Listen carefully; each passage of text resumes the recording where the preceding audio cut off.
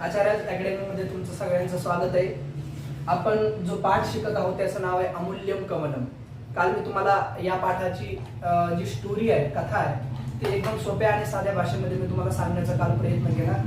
आज आपण काही विस्ताराने या कथेला पाहणार आहोत आणि यातले काही जे शब्द आहेत त्या शब्दाचं आपण विश्लेषण करणार आहोत. ठीक आहे. तर तुम्हाला मी काल सांगितलं की गौतम बुद्ध कोण होते.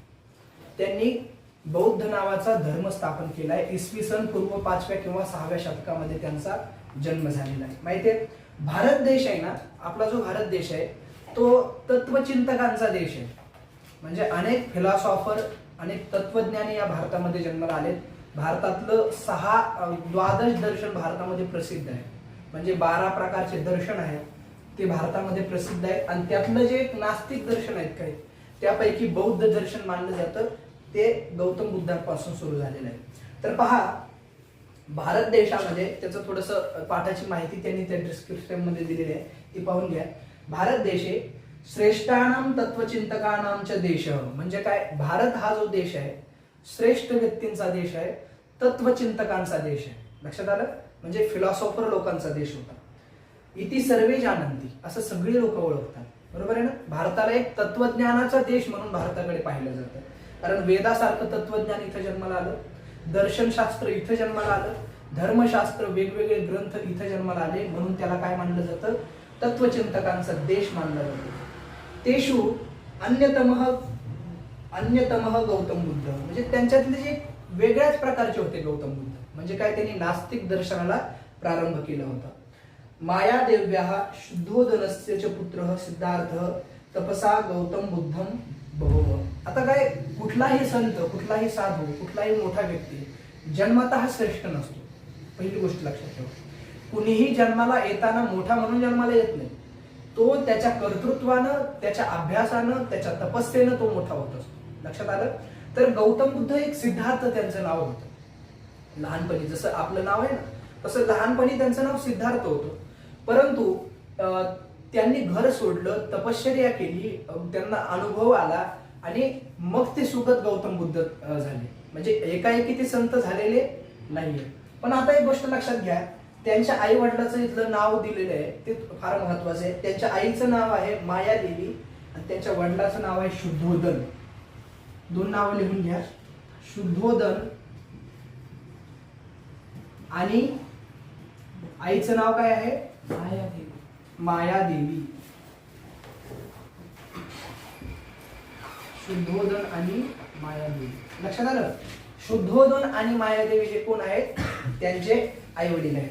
आता पुढे लक्षात घ्या, बौद्ध धर्मस्य प्रवर्तको अयम शांती संदेशम सर्वत्र प्रसारयामास. म्हणजे काय, गौतम बुद्ध हे शांतीला महत्व देणारे होते. जसं की गांधीजी हे अहिंसेला महत्व देणारे होते. बरोबर आहे का नाही? गांधीजी अहिंसेला महत्व देणारे होते.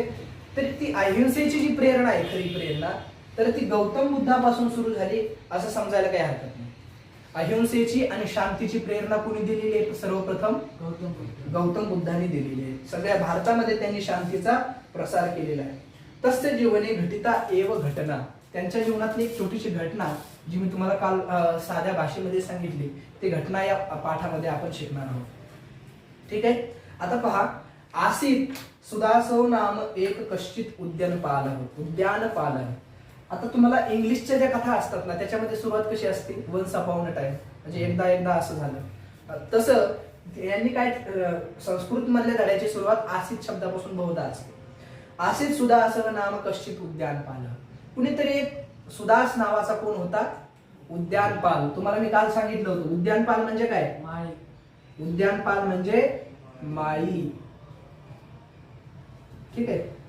उद्यानाची रक्षा करणारा, उद्यान सांभाळणारा, उद्यान पाळणारा. ठीक आहे. आता पुढे पहा, कश्चित म्हणजे कुणीतरी. कश्चित म्हणजे काय? कुणीतरी एक उद्यानपाल होता. त्याचं असं काय विशेष काही नाही, पण त्याचं नाव लक्षात ठेवा, सुदास. तस्य तडागे कदाचित सती अपि शिशिर ऋतौ एकम पद्मम व्यकसत. आता त्या शब्दाची थोडीशी आपल्याला विग्रह करायचा.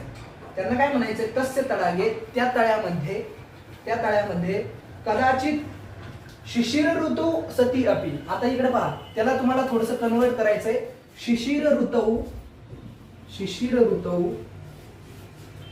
सती अपि, सती अपि हा तुम्हाला मी पूर्ण विग्रह करून दिलाय. सती अपि, सत्यपी शब्द आहे ना तो, सत्यपी शब्द असा तयार होतो. सती अपि म्हणजे काय, शिशिर ऋतू म्हणजे काय, एकदम कडाक्याची थंडी असते त्या काळामध्ये, त्यांना असं म्हणायचं शिशिर ऋतू सती अपि, म्हणजे शिशिर ऋतू असताना सुद्धा, अपि म्हणजे सुद्धा, सती म्हणजे असताना आणि शिशिर ऋतू. लक्षात आलं? शिशिर ऋतू सती अपि म्हणजे शिशिर ऋतू असताना सुद्धा काय झालं, पद्मम व्यकसत. पद्म या शब्दाचा अर्थ आहे कमळ. लिहून घ्या. पद्म म्हणजे काय, पद्म म्हणजे कमळ. एक कमळ व्यकसत म्हणजे काय, विकसित झालं. तो भूतकाळाचं रूप आहे व्यकसत. आणि ते जे कमळ होतं ना त्या तळ्यामध्ये, तडाग शब्दाचा अर्थ लक्षात आलं, तडाग म्हणजे तळ. तडाग म्हणजे काय, याला जर समानार्थी शब्द विचारला तर काय सांगायचा, जलाशय. काय सांगणार, जलाशय. ठीक आहे, जलाशय. आता पुढे पहा. आणि ते जे तळ्यामध्ये ते कमळ विकसित झालं होतं ना, ते इतकं सुंदर दिसत होतं. मी तुम्हाला काल सांगितलं की ढगामध्ये किंवा आकाशामध्ये सूर्य जसा शोभून दिसतो ना, आता ते आकाशाकडे पहा आणि असं बाल सूर्यबिंब उगवलेलं असतं, तो नजारा किती सुंदर असतो. बरोबर आहे की नाही? असं संपूर्ण निरभ्र आकाश असतं, त्याच्यामध्ये ढग नाहीये आणि फक्त सूर्याचं एक प्रतिबिंब सुंदर असं दिसतंय. ते किती शोभून दिसतं. त्याप्रमाणे त्या तळ्यामध्ये, संपूर्ण तळ्यामध्ये फक्त आणि फक्त ते कमळ विकसित झालेलं आहे, ते तितकं सुंदर दिसत होतं. लक्षात आलं? आता पुढे पहा. सुअचिंतयत. सह अचिंतयत शब्द आहे. सह अचिंतयत. जर त्याचा विग्रह विचारला तर सह अचिंतयत. सह म्हणजे काय, सह म्हणजे तो अचिंतयत म्हणजे विचार करायला लागला. त्याने विचार केला. काय विचार केला, अहो महिमा परमात्मना, म्हणजे या देवाचा किती मोठा महिमा आहे, ईश्वराचा काय महिमा आहे. येते येतादृशे काले अतिशीते विभूषितो मे तडाग, म्हणजे यद एतादृशे असं घ्या.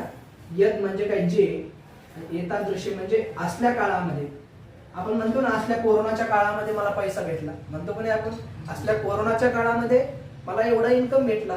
तसं तो काय म्हणतो, असल्या थंडीच्या काळामध्ये मला कमळ, इतकं सुंदर कमळ माझ्या तळ्यामध्ये विकसित भेटलं. एतादृशे अतिशीते. अतिशीते म्हणजे काय, शीत म्हणजे थंड. तुम्ही ऐकलं असेल शीतपेय, ऐकलंय ना? शीतपेय म्हणजे काय, कोल्ड ड्रिंक्स. लक्षात आलं? थंड. एतादृशे अतिशीते. अतिशीते म्हणजे अतिशय थंडी, कडाक्याची थंडी. अतिशय थंडीच्या काळामध्ये अतिशीते काले विभूषितो मे तडाग, म्हणजे काय, माझं तळ सुशोभित झालं. विभूषित होणे म्हणजे काय, विभूषित होणे म्हणजे काय, सुशोभित होणे. लक्षात आलं? आता पुढे पहा. एतस्य सरसिजस्य विकासेन, म्हणजे कशामुळे सुशोभित झालं, एतस्य या कमळाच्या विकासण्यामुळे माझं तळ सुशोभित झालं. समजते? या तळाच्या, या कमळाच्या विकासण्यामुळे माझं तळ काय झालं, शोभून दिसायला लागलं. ठीक आहे. आता पुढे पहा. एतत् सरसिजम विक्रियाहम विक्रिय अहम विपुलम धनम प्राप्नुयाम इति. आता तुम्हाला हा जो पद्म शब्द आहे ना, याला समानार्थी शब्द जर विचारला तर आहे सरसिज. सरसिज. सरसिज म्हणजे काय, सरसिज म्हणजे काय, कमळ. सरसिज म्हणजे कमळ. तो काय म्हणतोय, आता हे जे तळ्यामध्ये कमळ उमललंय ना, या कमळाला जर मी विकलं, याला जर विकलं तर मला भरपूर पैसा मिळेल. आहे की नाही? तुमच्या शेतामध्ये जर एखादं चांगलं धान्य उगवलं तर तुम्हाला काय वाटतं, अरे हे धान्य गेल्याच्या नंतर आपल्याला भरपूर पैसा मिळेल. तसं तो म्हणतो, हे जर कमळ मी विकलं तर मला भरपूर पैसा मिळेल. आता काय म्हणतोय, एतत् सरसिजम विक्रिय म्हणजे विकून अहम विपुलम धनुम प्राप्नुयाम. विपुल म्हणजे काय, भरपूर. विपुल म्हणजे काय, भरपूर. विपुल म्हणजे भरपूर, म्हणजे मला भरपूर पैसा प्राप्त होईल किंवा भरपूर पैसा मिळेल. आता पुढे पहा. एवं संचिंतयन सतत विक्रियतुम राजसत्मनः पुरतः स्थित, म्हणजे काय, असा विचार करत करत तो काय केला, त्याने काय केलं, राजवाड्याच्या पुढे ते कमळ घेऊन आला विकण्यासाठी. कशासाठी, त्याने ते कमळ तोडलं तळ्यातून आणि ते तोडलेलं कमळ घेऊन कुठे आला, राजसद्मनः. काल शब्द तुम्हाला शिकवलाय, सद्मन. सद्मन म्हणजे काय, वाडा किंवा घर. लक्षात आलं, वाडा किंवा घर. तर तो राजवाड्याच्या समोर येऊन उभा राहिला. राज सद्मन शब्द आला ना, राजाच्या घरासमोर येऊन उभा राहिला, रस्त्यावरती उभा राहिला. पुरतः म्हणजे काय? पुरतः म्हणजे पुढे. पुरतः म्हणजे काय? पुढे. आणि याला जर विरुद्धार्थी शब्द विचारला तर विरुद्धार्थी शब्द काय? पृष्ठतः म्हणजे मागे. पृष्ठतः म्हणजे काय? मागे. पुरतः म्हणजे पुढे, पृष्ठतः म्हणजे मागे, स्थितः म्हणजे उभा राहिला. ठीक आहे. आता अत्रैव अंतरे तेनेव अध्वना कश्चित श्रीमान सार्थवाह सामायात म्हणजे काय? अत्रैव अत्र अनंतरे तेनैव अध्वना कश्चित, तेनैव अध्वना कश्चित श्रीमान सार्थवाह सामायात म्हणजे काय? तिथं काय झालं माहिती का? ते जे रस्त्यावरती ते कमळ घेऊन उभे होते ना, त्या कमळ घेऊन उभे असताना त्याच रस्त्यानं एक सार्थवाह या शब्दाचा अर्थ एक श्रेष्ठी माणूस. जसं की गावामध्ये एखादा मानाने युक्त सभ्य माणूस असतो ना, त्याला काय म्हटलं जातं? सार्थवाह. लिहून घ्या. सार्थवाह शब्दाचे दोन अर्थ आहेत. सार्थवाह म्हणजे एक तर व्यापारी अर्थ आहे. सार्थवाह म्हणजे एक व्यापारी, व्यापारी आणि एक श्रेष्ठ व्यक्ती. दुसरा अर्थ काय आहे? श्रेष्ठ व्यक्ती. याला जर समानार्थी शब्द विचारला तर श्रेष्ठी लिहू शकता. ठीक आहे. याला जर समानार्थी शब्द विचारला तर तुम्ही काय लिहू शकता? श्रेष्ठी. लक्षात आलं? आता पहा, आपण हे पुसून काढू. हे लिहिले का सगळ्यांनी? हो. लिहून घ्या. श्रीमान सार्थवाह सामायात म्हणजे काय? त्याच रस्त्याने जात होता. कुणीतरी एक व्यापारी, कुणीतरी एक श्रेष्ठ माणूस त्या रस्त्याने जात होता. आता पुढे पहा. सो अवदत. सो अवदत नाही, ते सह अवदत. तो म्हणाला. सह अवदत. कोण म्हणाला? माळी नाही, सार्थवाह जो रस्त्याने चाललेला होता ना, रस्त्याने चाललेला होता तो काय म्हणाला पहा. तो म्हणतोय भद्रम. भद्र म्हणजे हे कल्याण, कल्याणकारी, हे कल्याणकारी. भगवान सुगतः संप्रती अस्मिन नगरे वसती. तो काय म्हणतोय? भगवान सुगत म्हणजे कोण? भगवान सुगत म्हणजे गौतम बुद्ध याच नगरामध्ये सध्या, संप्रती म्हणजे सध्या, संप्रती अस्मिन नगरे वसती म्हणजे याच शहरामध्ये राहतायत. मग काय? महात्मनः तस्य पूजार्थम इदम कमलम अभ्यर्थये म्हणजे त्या महात्म्याच्या पूजेकरता मला हे कमलाची इच्छा आहे. अभ्यर्थये म्हणजे मी मागणी करतो तुला की हे कमळ मला दे, त्या बदल्यात माझ्याकडून पैसे घे. ठीक आहे. आता काय म्हणतोय तो? तत् कियता मूल्येन ददासि. कियता म्हणजे काय? किती. म्हणजे हे कमळ आहे, हे कमळ मला किती पैशाला देशील? मूल्याने म्हणजे काय? मूल्य म्हणजे काय? पैसा, मोल. किती पैशाला मला ते कमळ देशील? उद्यानपाल अब्रवीत. उद्यानपाल म्हणजे काय? माळी. अब्रवीत आणि अवदत समानार्थी आहे ना. अब्रवीत. अब्रवीत म्हणजे काय? बोलला. काय बोलला तो? तो म्हटला एकेन सुवर्ण नाणकेन म्हणजे मी तुला एक कमळ देतो पण याच्या बदल्यात मी एक सोन्याचं नाणं घेणार आहे. बरोबर आहे? कारण हे कमळ असल्या थंडीमध्ये मिळालंय. आता खरं पाहिलं तर कमळाची किंमत एवढी नसते. सोन्याचं नाणं म्हणजे महागच आहे ना. शेवटी सोनं काय ग्रॅम आहे आपल्याला माहिती आहे. मग सोन्याचं एक नाणं एका कमळाच्या बदल्यात देणं सोपं वाटतं का? नाही. परंतु ते एकदम थंडीच्या काळामध्ये आलं होतं आणि कुणाकडेच ते तसं कमळ नव्हतं म्हणून त्याने काय सांगितलं? एक सोन्याचं नाणं मी याच्या बदल्यामध्ये घेणार आहे. ठीक आहे. मग काय झालं? अथ म्हणजे यानंतर सार्थवाह यावत तत् कमलम क्रेतुम इच्छति तावदेव अपरो धनवान श्रेष्ठौ अपि सुगत दर्शनार्थम गच्छन तत्र समुपस्थित. म्हणजे काय?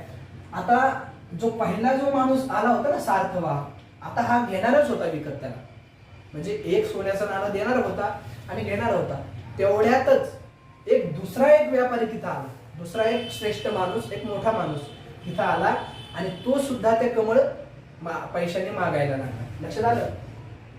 आता मग काय झालं? धनवान श्रेष्ठी अपि सुगत दर्शनार्थम म्हणजे तो सुद्धा भगवान गौतम बुद्धांच्या दर्शनाला चालला होता आणि त्याने सुद्धा त्या कमळाला पाहिलं आणि त्याला वाटलं गौतम बुद्धांच्या दर्शनाला जाण्यासाठी आपण एक कमळ घेऊन जावं.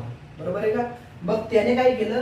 तो तिथं आला आणि त्याने ते कमळ मागितलं आणि नीरज मूल्यम पृच्छन्तम तम श्रेष्ठनम उद्यानपालः अब्रुवूत एष महाभाग एकम सुवर्ण नाणकम एतस्य अर्थी दातुम इच्छन्ति. आता पहा, आता दुसरा माणूस आला, तो त्याला पैसा विचारायला लागला की केवढ्याला तू देणार आहे. दुसरा जो आलेला होता हा पहिला आहे. दुसरा जो आला श्रेष्ठी माणूस, तो त्याला विचारायला लागला की हे कमळ केवढ्याला देणार आहे. ठीक आहे, कारण मला गौतम बुद्धासाठी न्यायचंय. आता जो उद्यानपाल आहे तो म्हणतो या कमळाचे, हा जो पहिला माणूस आहे हा 1 सोन्याचं नाणं द्यायला तयार आहे. तुम्ही जर मला याच्यापेक्षा जास्त देत असाल तर मी ती तुम्हाला देऊ शकतो, अन्यथा मी देणार नाही. आता पहा, पुढे पहा, श्रेष्ठी अगदत. अगदत म्हणजे सुद्धा बोलला बरं का. हे जे शब्द आहेत ना, अगदत, अवदत, हे सगळे एकार्थी शब्द आहेत. अगदत म्हणजे काय, बोलला. श्रेष्ठी अगदत. अहम 10 सुवर्ण नाणकानि यच्छामि. म्हणजे काय, तू फक्त 1 सोन्याचं नाणं देतोय ना, तो मी तुला 10 सोन्याचे नाणे देतो. समजतंय का. तो फक्त 1च सोन्याचं नाणं देतोय, मी तुला किती नाणे देतो सोन्याचे, 10 सोन्याचे नाणे मी तुला देतोय. 10 सुवर्ण नाणकानि यच्छामि म्हणजे काय, मी तुला देतोय. सार्थवाह अभनत. आता पहा, संस्कृत भाषेची विशेषता तुम्हाला सांगतो. आता एकच शब्द पुन्हा पुन्हा वापरायला नको म्हणून त्यांनी प्रत्येक वेळी वेगवेगळे क्रियापद वापरले. इथं काय आहे, अवदत. अवदत म्हणजे काय, बोलना, बोलला, भूतकाळ आहे, बोलला. अब्रवीत म्हणजे काय, अगदत म्हणजे काय. आणि आता त्याला चौथा शब्द आला अभनत. समजलं. अभनत म्हणजे सुद्धा काय, लक्षात आलं. अभनत काय म्हणला तो, सार्थवाह अभनत. अहम 100 सुवर्ण नाणकानि प्रयच्छामि. आता त्यांच्यामध्ये रेस लागली, एक स्पर्धा लागली. हा पहिल्यांदा म्हणला मी 1 सोन्याचं नाणं देतो. दुसरा जो आला होता, दुसरा व्यापारी, आपण त्याला श्रेष्ठी लिहू. तो म्हणला मी 10 सोन्याचे नाणे देतो. हा पहिला म्हणला मी आता 100 देतो. समजते. अहम 100 सुवर्ण नाणकानि प्रयच्छामि. आता इकडे पहा, तयोर विवादम श्रुत्वा. तयोर विवाद म्हणजे भांडण. विवाद म्हणजे काय, त्या दोघांचं भांडण ऐकून. विवाद म्हणजे भांडण. त्या दोघांचं भांडण ऐकलं आणि काय झालं, तयोर विवादम श्रुत्वा. श्रुत्वा म्हणजे ऐकू ना. सुदासो व्यमृषत. वि अमृषत म्हणजे तो विचार करायला लागला. पाठीमागे गेला ना, सु अचिंत्य, तसाच तो वि अमृषत म्हणजे काय, तो विचार करायला लागला. पण मनातली मनात असं तो बोलून नाही, मनातली मनात तो विचार करायला लागला. काय विचार करायला लागला तो, यस्य कृते एतो कमलम एतत् क्रेतुम इच्छतः नूनम स सुगत एव अधिकम मूल्यम मह्यम दद्या. म्हणजे काय, आता हे 2 माणसं एक कमळासाठी भांडतायत. कशासाठी भांडतायत, हे कमळ मला मिळावं, मी तुला 10 देतो, मी तुला 100 देतो. पण हे कमळ ते स्वतःसाठी घेत नाहीये. कुणासाठी घेत आहेत, गौतम बुद्धासाठी. त्याला वाटलं जर ही माणसं एवढे पैसे देत आहेत तर ज्याच्यासाठी हे कमळ घेत आहेत तो आपल्याला किती पैसे देईल. बरोबर आहे की नाही. ते गौतम बुद्ध मला सगळ्यात जास्त पैसे देऊ शकतील. मग काय झालं पहा, तो नूनम स सुगत एव अधिकम मूल्यम मह्यम दद्यात म्हणजे ते सगळ्यात जास्त मला पैसे याचे देऊ शकतात. अतः स उद्यानपाल तावत अभाषत. काय अभाषत, न एतद् भोग विक्रेतुम इच्छति. आता पहा, आता इथंच एक शब्द अजून वाढवा. अभनत झाले ना, आता अभाषत लिहा. अभाषत. अभाषत म्हणजे सुद्धा काय, हा. आता तावत तो काय म्हणला पहा, आता तावत अभाषत न एतद् भोग विक्रेतुम इच्छन्ति म्हणजे हे श्रेष्ठ व्यक्तींनो, हे जे कमळ आहे हे मी विकायसाठी ठेवलेलं नाही. मला आता हे विकायचं अजिबात मी विकणार नाही. अथ प्राप्त. अथ म्हणजे त्यानंतर. प्राप्त सुदासस्तद उद्यानम यत्र भगवत सुगतस्य निवासः. बर इकडे पहा, आता काय झालं, आता हे जे कमळ घेतलं त्यांनी, कोणी घेतलं, उद्यानपालाने. बाळाने ते कमळ घेतलं आणि तो त्यानं काय केलं, ते कमळ घेतलं आणि कुठं गेला, गौतम बुद्ध ज्या उद्यानामध्ये बसलेले होते त्या उद्यानामध्ये, त्या झाडापाशी तो जाऊन उभा राहिला. आता तिथं पहा, तत्र वटवृक्षस्य अधस्तात् एकस्मिन् अश्मखंडे समुपविष्ट आसीत स महात्मा. आता याचा थोडासा तुम्हाला विग्रह करून देतो, थोडासा मोठा शब्द आहे. वटवृक्षस्य अधस्तात् एकस्मिन् अश्मखंडे. वटवृक्षस्य पहिल्यांदा लिहा. वटवृक्षस्य, वटवृक्ष म्हणजे काय? वडाचं झाड.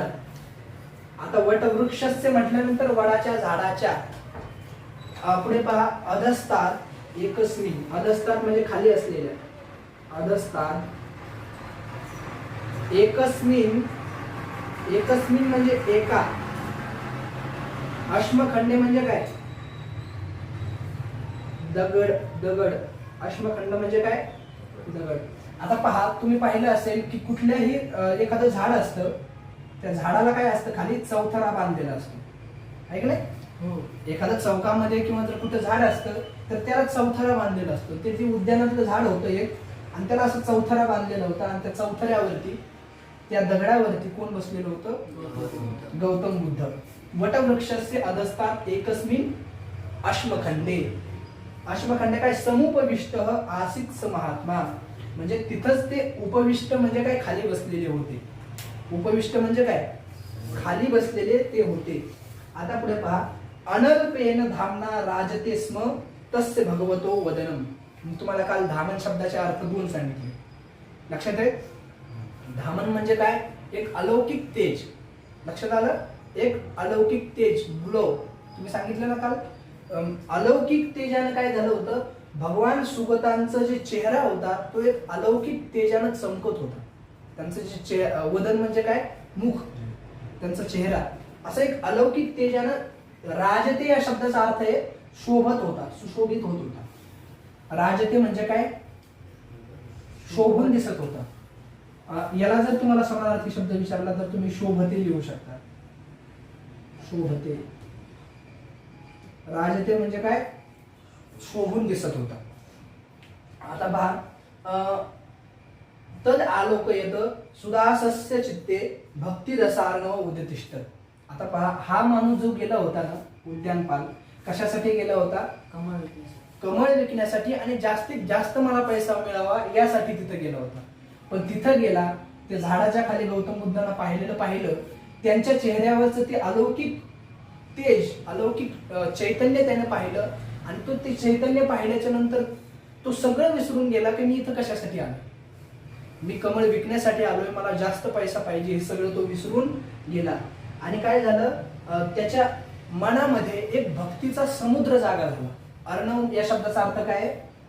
तर बघा, भक्ती रसार्णव, भक्ती रसाचा समुद्र. भक्ती रस, आणि खाली काय? अर्णव शब्द आहे. अर्णव म्हणजे काय? समुद्र. तुम्ही त्याला समुद्रम हा समानार्थी शब्द लिहू शकता, ठीक आहे? समुद्र. अर्णव म्हणजे काय? समुद्र. भक्ती रसाचा एक समुद्र त्याच्यामध्ये जागा झाला.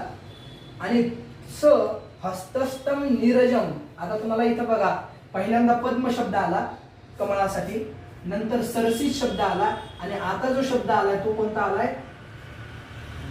नीरजम. नीरजम म्हणजे सुद्धा काय? कमळ. त्यानं काय केलं? ते हातातलं जे कमळ होतं, भगवत सुगतस्य चरणयोर अर्घ्यम कृत्वा. आता इकडे पहा, तुम्ही पाहिलं असेल की काही माणसं गंगेमध्ये गेल्याच्या नंतर असं हातामध्ये पाणी घेतात, बरोबर आहे ना? आणि असं सूर्याकडे पाहून सोडतात. त्याला काय म्हटलं जातं? अर्घ्य देणं. किंवा देवतेच्या चरणावरती तुम्ही असे फुलं घेता आणि भगवंताच्या चरणावरती समर्पित करतात, त्याला काय म्हटलं जातं? अर्घ्य करणं, अर्घ्य देणं असं म्हटलं जातं. तर मग हा जो उद्यानपाल आहे, हातामध्ये कमळ घेऊन गेला होता, त्याने गौतम बुद्धाच्या जवळ गेला, खाली झुकला, आणि हातातलं कमळ त्या गौतम बुद्धांच्या दोन्ही चरणावरती काय केलं?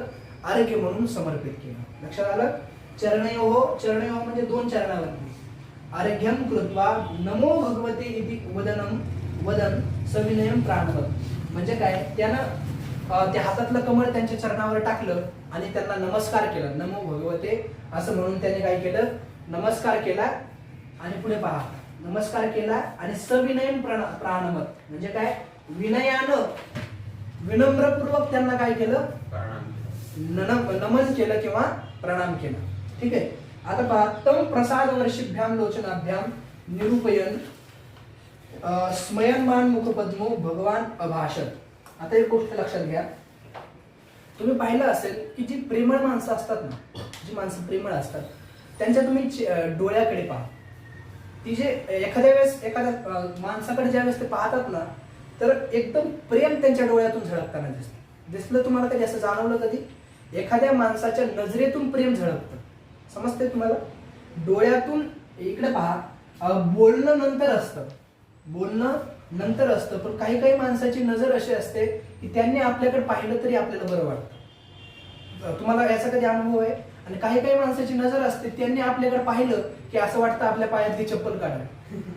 म्हणजे त्यांची नजर चांगली नसते, बरोबर आहे की नाही? परंतु काही काही माणसाच्या डोळ्यातून असं प्रेम झळकत असतं. असं एक प्रेमाचा ओलावा, तो दिसत नाही पण तो जाणवतो. लक्षात आलं?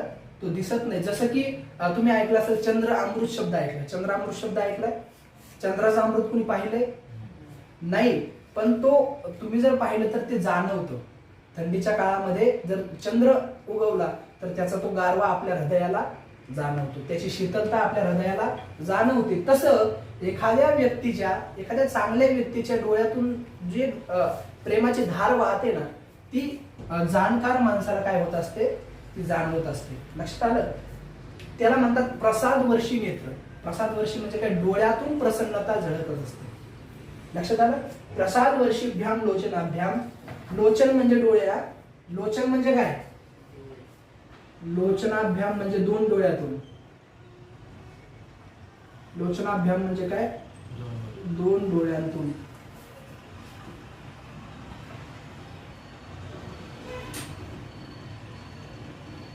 प्रसादवर्षी दोन डोळ्यातून. काही नाही, फक्त प्रेमानं त्यांच्याकडे पाहिलं. कोणाकडे पाहिलं? उद्यानपालाकडे. गौतम बुद्धाने असे प्रेमाच्या नजरेने त्यांच्याकडे पाहिलं. आणि स्मयमान मुखपद्म. स्मयमान मुखपद्म म्हणजे काय? एक हसता चेहरा. काही काही माणसाचे चेहरे असे हसरे असतात, सतत हसत असतात, आणि काही काहीच्या तोंडावर नेहमी गौऱ्या फुटलेल्या असतात, आहे की नाही? काही काहीचा चेहरा एकदम सतत असा हसमुख असतो, असं वाटतं सतत त्याच्याकडे पाहत राहावं. तसं गौतम बुद्धाचा जो चेहरा होता असा कमळासारखा, असा खुललेला. लक्षात आलं? कमळ उमलल्याच्या नंतर टवटवीत दिसावं, तसं गौतम बुद्धांचा जो चेहरा होता तो अगदी तेजस्वी होता, असा चमकत होता, आणि एक सुंदर हास्य त्यांच्या चेहऱ्यावरती होतं. समजते? आता पुढे पहा, वत्स. आणि ते बोलले. गौतम बुद्धांनी पाहिलं की हा माणूस आपल्या पायावरती कमळ त्यांनी समर्पित केलंय. मग गौतम बुद्ध बोलले. अभाषत म्हणजे काय? अभाषत म्हणजे बोलले. काय बोलले? वत्स, हे वत्सा, किम इच्छासी. म्हणजे तुला काय पाहिजे? तुझी इच्छा काय आहे? तू नेमकं हे इतकं सुंदर कमळ माझ्या पायावरती वाहायलास, काहीतरी इच्छा घेऊन माझ्याकडे आलास का? तुझी काय इच्छा आहे? काही तुला मागायचंय का? आता एवम म्हणजे याप्रमाणे उक्तवती सुगते निरीच्छ सुदास प्रत्यवदत. म्हणजे काय? अशा पद्धतीनं आता पहिल्यांदा पाहिलं तर जो उद्यानपाल होता त्याने चरणावरती ते जे कमळ समर्पित केलं, याचा अर्थ त्याच्या मनातल्या सगळ्या इच्छा आता संपलेल्या आहेत. त्याच्या मनात कुठली इच्छाच राहिली नाही. जर इच्छा त्याच्या मनामध्ये असती तर त्याने ते कमळ त्यांच्या पायावरती समर्पित केलं असतं का? केलं नसतं, कारण त्याला पैसे देऊन ते द्यायचं होतं, बरोबर आहे का नाही? पण ज्या अर्थी त्याने समर्पित केलं त्या अर्थी त्याच्या मनातल्या इच्छा आता संपलेल्या आहेत. उक्तवती सुगते निरीच्छ सुदास प्रत्यवदत. म्हणजे काय? ज्याच्या मनातल्या इच्छा निघून गेलेला आहे असा निरीच्छ. निरीच्छ म्हणजे काय? ज्याच्या मनातल्या इच्छा निघून गेलेला आहे असा निरीच्छ झालेला सुगत त्यांना पुन्हा बोलला. प्रत्यवदत म्हणजे काय? परत बोलला. काय बोलला? भगवान किम अन्यत केवलम भगवतः चरण स्पर्श कमलेन आत्माने कृतार्थताम लभताम. म्हणजे काय? दुसरं मला काही पाहिजे नाही. म्हणजे काय? हे काय? दुसरं कशाला मला पाहिजे? अन्य म्हणजे काय? दुसरं. किम अन्यत, दुसरं काय मला देणार आहे? केवळ भगवतः चरणस्पर्श कमलेन आत्माने कृतार्थताम लभताम. म्हणजे काय? तुमच्या चरणाच्या स्पर्शानं माझा जो आत्मा आहे तो कृतार्थ झालेला आहे. लक्षात आलं? मला सगळं काही मिळालेलं आहे, आता मला काही मिळवण्याची इच्छा नाही. एवं वादिनम सुदासम तथास्तु इति अब्रवीत भगवान सुगतः. आता असं बोलल्याच्या नंतर भगवान सुगत म्हणजे कोण? गौतम बुद्ध त्याला काय म्हटले? ठीक आहे, जशी तुझी इच्छा, तुझ्या मनाप्रमाणे हो. तथास्तु म्हणजे काय? म्हणजे वरदान दिल्याच्या नंतर काय म्हणत असतात? तथास्तु. तुझ्या इच्छेप्रमाणे हो. ठीक आहे. आता पुढे पहा, अहो प्रभावः सुगतस्य यत् तस्य दर्शन मात्रेणेव कमलार्थम बहुमूल्य अपेक्षमानः सुदासस तद विस्मृत्य सुगत चरणाभ्याम तत् कमलम समर्पितवान. म्हणजे पहा, आता या ठिकाणी संपूर्ण धड्याचं सार त्यांनी सांगितलेलं आहे. त्यांना काय म्हणायचंय, भगवान सुगताचा प्रभाव पहा, किती महान प्रभाव आहे त्यांचा, किती महिमा आहे. त्यांच्या दर्शनानंच, केवळ दर्शन मात्रेने म्हणजे काय, केवळ दर्शनानेच कमलार्थम बहुमूल्य अपेक्षमान, म्हणजे कमळासाठी खूप पैशाची इच्छा करणारा कोण, माळी उद्यानपालक. त्याचं नाव काय होतं, सुदास नावाचं उद्यानपाल होतं, हे लक्षात ठेवा. कमळासाठी खूप पैशाची इच्छा करणारा सुदास, पण तो सुद्धा तद विस्मृत्य म्हणजे पैसे विसरून गेला आणि सुगत चरणाभ्याम तत्कमलम समर्पितवान. म्हणजे काय, सुगतांच्या चरणावरती त्याने ते कमळ काय केलं, समर्पित केलं. कृतवान म्हणजे काय, करता झाला किंवा केलं. आता पहा, एष सुगतः एव ननु भगवान गौतम बुद्ध. आता ननु जे आहे ते अव्यय आहे. ते संस्कृत भाषेमध्ये काही काही वाक्यामध्ये येत राहतं. त्याचा काही असा विशेष अर्थ नसतो, पण ते वाक्याला जोडून येत असतं. त्याचा निश्चित अर्थ तुम्ही घेऊ शकता. एष सुगत एव ननु भगवान गौतम बुद्ध. म्हणजे हे जे सुगत आहेत ना, आपण ज्याची गोष्ट ऐकली, तेच कोण होते, खऱ्या अर्थाने गौतम बुद्ध होते. आता अशा पद्धतीची ही पूर्ण कथा आहे. पुन्हा एकदा मी तुम्हाला सारांश सांगतो, म्हणजे ही कथा पूर्ण तुमची फिट होऊन जाईल. आता पहा, ही जी कथा आहे भगवान गौतम बुद्धांच्या जीवनावर आधारित आहे. पहिल्यांदा सांगितलं की सुदास नावाचा एक उद्यानपाल आहे, म्हणजे काय आहे, माळी आहे. आणि तो माळी काय करतोय, आपल्या तळ्यामध्ये एक छानसं कमळ त्याने विकसित झालेलं पाहिजे. कोणत्या काळामध्ये, अतिशय थंडीच्या काळामध्ये, की ज्या काळामध्ये सहसा फुलं विकसित होत नाही, त्या काळामध्ये एक सुंदर असं कमळ विकसित झालं. लक्षात आलं. आणि त्याला वाटलं की आता अशा काळात हे कमळाला खूप किंमत येईल, कारण या काळामध्ये कुणाकडे अशी कमळ विकसित झालेली नाही. भगवंताची कृपा आहे, हे मला कमळ आमच्या तळ्यामध्ये विकसित झालं. मग तो काय करतो, तो विकण्यासाठी राजाच्या वाड्याच्या समोर घेऊन जातो. राजवाड्यासमोर एका रस्त्यावरती घेऊन जातो आणि त्या रस्त्याने काही ज्येष्ठ माणसं, काही श्रीमंत माणसं गौतम बुद्धांच्या दर्शनासाठी जात असतात. आणि त्यांनी ते कमळ विकणारा माणूस पाहिला, तो माळी पाहिला, आणि ते थांबले आणि त्यांनी विचारलं की केवढ्याला देणार, कमळ किती रुपयाला देणार. तर तो व्यक्ती म्हणतो की हे जे कमळ आहे, मी एका सोन्याच्या नाण्याच्या बदल्यात तुम्हाला देऊ शकतो, त्यापेक्षा कमी पैशाला मी देणार नाही. तर तेवढ्यात काय होतं, दुसरा एक व्यापारी येतो, दुसरा एक मोठा माणूस येतो आणि तो म्हणतो मला पण हे कमळ पाहिजे, मी गौतम बुद्धांच्या दर्शनासाठी चाललोय. तर तो व्यापारी, तो जो उद्यानपाल आहे, तो म्हणतो हे माणसं मला, हे जे पहिले आलेत सार्थवाह, हे मला याच्या बदल्यामध्ये, याच्या मोबदल्यामध्ये एक सोन्याचं नाणं देतात. तुम्ही जर यापेक्षा जास्त दिले तर मी तुम्हाला देऊ शकतो. तो म्हणला मी तुम्हाला 10 सोन्याचे नाणे देतो. लक्षात आलं, मी तुम्हाला किती नाणे देतो, 10 सोन्याचे नाणे देतो. आता त्यांच्यामध्ये टशन लागली. पहिला जो होता तो म्हटला मी तुम्हाला 100 सोन्याचे नाणे देतो, बरोबर आहे का नाही, मी तुम्हाला 100 सोन्याचे नाणे देतो. मग यानं थोडासा विचार केला उद्यानपालानं की ज्या माणसासाठी हे कमळ घेऊन चालले, तो माणूस आपल्याला सगळ्यात जास्त पैसे देऊ शकतो. कारण हेच जर एवढे आपल्याला पैसे देत आहेत, तर त्या ज्या माणसासाठी हे कमळ घेऊन चालले, तो माणूस आपल्याला खूप पैसे देईल असा विचार केला. आणि तो गौतम बुद्धांच्या दर्शनासाठी आला, ते कमळ घेऊन आला, कमळ विकण्यासाठी. आणि तिथं आल्याच्या नंतर ते भगवान गौतम बुद्धांचं तेज पाहिलं. त्यांच्या चेहऱ्यावरती एक अलौकिक प्रतिभा त्याने पाहिली, अलौकिक तेजाचं त्याला दर्शन झालं आणि आपोआप तो त्यांच्या चरणावर नतमस्तक झाला आणि त्याच्या हातातून ते कमळ आपोआप त्यांच्या चरणावरती समर्पित झालं. गौतम बुद्धाने विचारलं की तुझी काही इच्छा आहे का.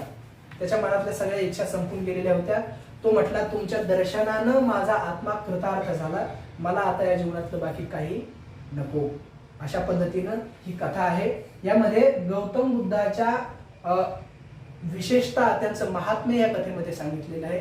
आणि ही कथा आपण पूर्णपणे शिकलेलो आहोत. जे कमळ, आता पहा पुन्हा आपण एकदा टायटलकडे येऊ. जे कमळ अतिशय मूल्यवान होतं, म्हणजे काय, हा माणूस त्याचे 1 सोन्याचं नाणं देत होता, नंतर 100 सोन्याचे नाणे द्यायला तयार झाला होता. म्हणजे त्याला काय आहे, मूल्य आहे. पण एक गोष्ट लक्षात घ्या, जोपर्यंत याला पैशामध्ये मोजलं जातंय तोपर्यंत याला मूल्यवान म्हटलं जाईल. याला काय म्हटलं जाईल? मूल्यवान. कमळाला काय म्हटलं गेलं असतं? हे कमळ मूल्यवान आहे. पण अमूल्य नसतं म्हटलं गेलं, अनमोल म्हटलं नसतं. का अनमोल म्हटलं नसतं? कारण जे पैशात विकत घेतलं जातं त्याला अनमोल म्हणता येत नाही. जे पैशात विकत घेतलं जातं त्याला अनमोल म्हणता येत नाही. मग पैशात विकत जोपर्यंत घेतलं तोपर्यंत ते मूल्यवान होतं. परंतु भगवान गौतम बुद्धांच्या चरणावरती समर्पित केल्यानंतर ते काय झालं? अमूल्य झालं. त्याचं मोल आता करता येत नाही. अशा पद्धतीचा हा अमूल्यम कमलम नावाचा पाठ होता. फार सुंदर गौतम बुद्धांच्या जीवनावरती आधारित होता. एक कथा आहे, नेहमी लक्षात ठेवा. आणि या कथेतून भरपूर काही घेण्यासारखं आहे. ते सुद्धा आपण आता काय करायचंय, या कथेचा जो भाषाभ्यास आहे तो तुम्ही घरी गेल्यानंतर व्यवस्थित अभ्यास करा. तुम्हाला त्यातले प्रश्न सोडवता येतात काय याचा विचार करा. जे प्रश्न तुम्हाला कठीण जात असतील त्याच्यावरती आपण नेक्स्ट लेक्चर मध्ये डिस्कस करणार आहोत. ठीक आहे? हा, याच्यावरचा थोडासा आपण भाषाभ्यासाकडे लक्ष देऊ. त्याने पहिल्यांदा काय केलंय, पूर्ण वाक्यामध्ये उत्तर लिहा म्हणून तुम्हाला एक प्रश्न विचारणार. पहिला प्रश्न काय आहे? सगळ्यांनी बोला, सगळ्यांनी उत्तर द्या. सुदासह कह आसीत उद्यानपाल. सुदास कोण होता? उद्यानपाल होता. पद्मम कीदृशम? शिशिर ऋतू. पद्मम कीदृशम कशा, जे कमळ होतं ते कसं होतं? व्यजनीय बाल सूर्यबिंब.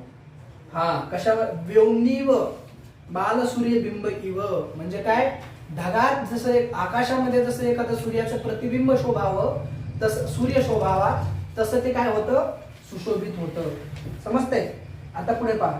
श्रेष्ठी कमलार्थम कियत मूल्यम दातुम इच्छति? दश स्वर्ण. किती सोन्याचे? आता पहा, पहिला जो होता तो सार्थवाह म्हणजे व्यापारी, दुसरा होता तो श्रेष्ठी. 10. हा किती देत होता? 10 सोन्याचे नाणे देण्याची तयारी त्याची दाखवलेली होती. आता पुढे पहा. पद्मम कदा विकसत? शिशिर ऋतू. पद्म कधी विकसित झालं? शिशिर ऋतू अतिशीते काले. म्हणजे काय? अतिशय कडाक्याच्या थंडीच्या काळामध्ये आणि शिशिर ऋतूमध्ये ते कमळ विकसित झालं. आता पुढे पहा. पद्मम विक्रेतुम सुदासह कुत्र स्थितः? राज दरबार. आता इकडे पहा. पद्मम विक्रेतुम, पद्म म्हणजे कमळ, विक्रेतुम म्हणजे विकण्याकरिता. सुदास कुठे येऊन उभा राहिला? राज दरबाराच्या समोर येऊन उभा राहिला. राज दरबाराच्या किंवा राजवाड्याच्या समोर येऊन तो उभा राहिला. महात्मा कुत्र उपविष्ट आसीत? वटवृक्ष.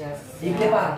वटवृक्षस्य अधस्तात् एकस्मिन् अश्मिन् खंडे उपतिष्ठ असती. म्हणजे काय? उपविष्ट असती म्हणजे काय? एका वडाच्या झाडाच्या खाली एक चौथारा होता, एक दगड होता आणि त्या दगडावरती काय झालेले होते? गौतम बुद्ध बसलेले होते. आता पुढे पहा. माध्यम भाषेमध्ये उत्तर लिहायचे. सुदास किमर्थम कमलम विक्रेतुम न इच्छति? कोण सांगते? सुदास किम अर्थम कमलम विक्रेतुम न इच्छति? आता अगोदर तो विकण्यासाठीच गेला होता, परंतु तो का आता एकदा तो काय म्हटला? मला हे कमळ विकायचं. असं का म्हटला तो? त्याला वाटेल की आता तुम्हाला याचं स्पष्टीकरण असं द्यायचंय की तुम्हाला एक स्टोरी तयार करायची. म्हणजे याच्यामध्ये जे आहे ते तुम्हाला असं म्हणायचं की तो राजवाड्याच्या समोर कमळ विकण्यासाठी गेला. त्याला वाटलं याचा मला भरपूर पैसा मिळेल. आणि एक व्यापारी आला आणि तो 1 सोन्याचं नाणं द्यायला तयार झाला. दुसरा आला, तो 10 सोन्याचे नाणे द्यायला तयार झाला. पहिला म्हणतो मी आता तुला 100 सोन्याचे नाणे द्यायला तयार आहे. पण हे दोघं ज्या गौतम बुद्धासाठी नेत होते त्या उद्यानपालाला असं वाटलं की ते गौतम बुद्ध आपल्याला सगळ्यात जास्त पैसे देऊ शकतील, म्हणून तो काय म्हटला यांना? मला हे कमळ विकायचं नाही. अशा पद्धतीने तुम्हाला विश्लेषण करता आलं पाहिजे. सुदास सुगत चरणाभ्याम कमलम किम अर्थम समर्पितवान? कोण सांगते? सुदास जो आहे तो कमळ विकण्यासाठी गेला होता, पण तो काय केलं? त्याने तिथे जाऊन समर्पित केलं. का समर्पित केलं? त्यांच्या चेहऱ्यावरचं अलौकिक तेज त्याने पाहिलं आणि एक शांततेचा अनुभव तिथे गेल्याच्या नंतर आला. एक साधूच्या दर्शनाचा फील त्याला तिथे आला आणि आपोआप त्याच्या हातातून काय झालं? कमळ समर्पित झालं. लक्षात आलं? आता कहकम वदती भद्र भगवान सुगत संप्रती अस्मिन नगरे वसती. सातवाहा कोण कुणाला म्हणलं? सातवाहा सुद्धा सार्थवाह कुणाला म्हणाला? सुदासम. सुदासम. सार्थवाह सुदासम अवदत किंवा वदती. ठीक आहे, सार्थवाह सुदासम वदती. आता अहम दश सुवर्ण नाणकानी यच्छामि. श्रेष्ठी श्रेष्ठी सुदासम सुदासम. हा, वदती. श्रेष्ठी सुदासम सुदासम वदती. वदती. आता पुढे पहा. एषा महाभागः एकम सुवर्णानकम एतस्यार्थे दातुमिच्छन्ति. सुदासः श्रेष्ठीनं वदति. लक्षात आलं? हे जे महाभाग आहेत या सोन्याच्या नाण्यासाठी, या कमळासाठी किती रुपये देत आहेत? एक सोन्याचं नाणं द्यायला तयार आहे. वत्स किम इच्छसी. असं कोण कोणाला म्हणत? हे वत्स. भगवान सुगतः सुदासं वदति. हा, मग तुम्हाला लिहिता आलं पाहिजे. भगवान सुगतः सुदासं सुदासम वदति. वदती. भगवान सुगतः किंवा भगवान गौतम बुद्ध सुदासम वदती. आता पुढे पहा. नमो भगवते. सुदासः सुगतं वदति. हा, सुदासह तू दर्शन घेतला आणि काय म्हटला? नमो भगवते. आणि उत्तर भारतामध्ये जर तुम्ही गेलात तर तिथं साधू लोकांचं दर्शन घेतल्याच्या नंतर म्हणण्याची प्रथा आहे नमो भगवते. लक्षात आलं? हा नमस्कार करण्याचा, जसं आपल्या इकडे राम राम म्हणतात, जय हरी म्हणतात, राम राम म्हणतात, तसं उत्तर भारतामध्ये काय म्हटलं जातं संन्यासी लोकांमध्ये? नमो भगवते. समजतंय? आता खाली पहा. प्रश्न निर्माण करायचा आहे. सुगत एव अधिकम मूल्यम मह्यम दद्यात्. मह्यमच्या जागी कसं? हा, अगदी बरोबर. सुगत एव अधिकम मूल्यम मह्यम दद्यात्, म्हणजे सुगतच मला याचे जास्त पैसे देतील. मग प्रश्न कसा निर्माण करणार? फक्त मह्यमच्या ठिकाणी तुम्हाला काय करायचंय? कस्मै. कस्मै लिहा. काय लिहायचंय? कस. कस्मै दद्यात्. ठीक आहे. भगवतो वदनम धामना राजते स्म. धामनाच्या जागी केन लिहायचे. काय लिहायचं तुम्हाला? केन. म्हणजे भगवान गौतम बुद्धांचं जे वदन आहे, जे मुख आहे, ते कशाने चमकत होतं? अलौकिक तेजाने. ठीक आहे. आता पहा, संधी विग्रह करायचा आहे.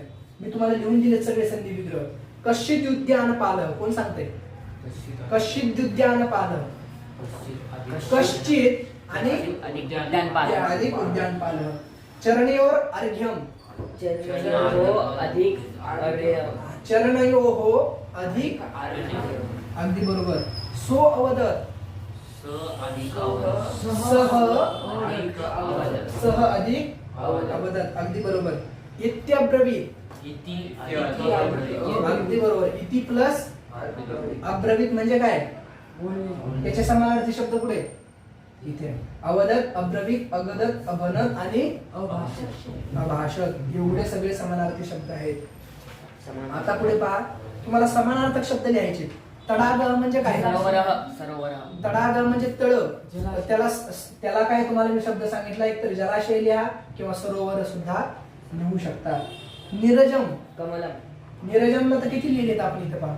इकडे पहा, सरसीजस किंवा पद्मम. कमलम सुद्धा लिहू शकतात. सार्थवाह. वनिक. सार्थवाह एक वणिक सुद्धा लिहू शकता. वणिक म्हणजे काय लिहिलंय मी तुम्हाला? व्यापारी. वणिज आपला शब्द पाठीमागे झालेला आहे. किंवा त्याला श्रेष्ठी सुद्धा म्हणू शकता. अर्णवः. सागर. सागर, समुद्रम. ठीक आहे. धनवान. श्रेष्ठी. धनवान म्हणजे काय? श्रेष्ठी. श्रीमंत लिहू शकता किंवा श्रेष्ठी लिहू शकता. ठीक आहे. याचं तुम्हाला मी सांगितलंय सार्थवाला वणिज लिहायचं ना. ठीक आहे. आता पुढे पहा, विरुद्धार्थी शब्द लिहायचे. विपुलम. अल्पम. विपुलम म्हणजे काय? खूप काही. आणि अल्पम म्हणजे काय? खूप थोडं. खूप थोडं. बहुमूल्यम. अल्पमूल्यम. बहुमूल्यम म्हणजे काय? खूप पैशाने विकणार. लक्षात आलं? ज्याचं मूल्य खूप आहे. आणि अल्पमूल्यम म्हणजे काय? ज्याचं मूल्य फार थोडं आहे. समजलं? क्रेतुम. क्रेतुम म्हणजे घेणे, विक्रेता. विकत घेणे. आणि विक्रेतुम म्हणजे विकणे. लक्षात आलं? आता मेलनम कुरुत, एक विशेषण आणि विशेष्य एका बाजूला दिलेले. त्याचं तुम्हाला काय करायचं आहे? जोड्या लावायच्या आणि ते तुम्हाला शोधायचे.